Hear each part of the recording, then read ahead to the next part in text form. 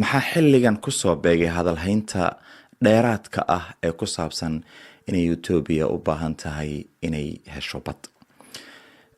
yaase la doonayaa ayaanu doonaynaa inaanu barnaamijkan ku ogaano in arrintan lagu saameeyo.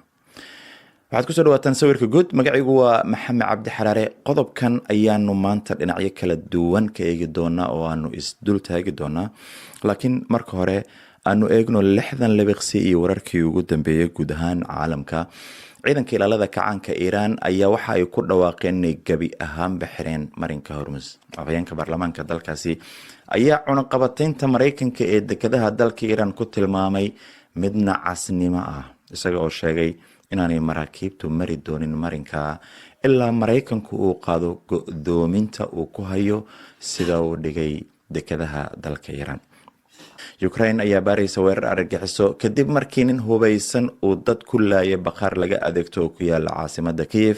weerarkaasi waxaa ku dhintay ugu yaraan 6 qof ka hor inta aanay ciidamada boolisku toogan ninkii weerarkaas geystay.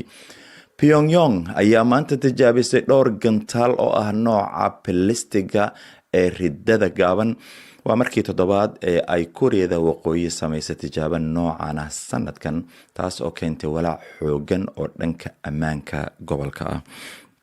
guud ahaan qiimaha gaaska iyo shidaalka ayaa caalamka kor u kacay 30% sabab la xiriira colaadda bariga dhexe ka taagan.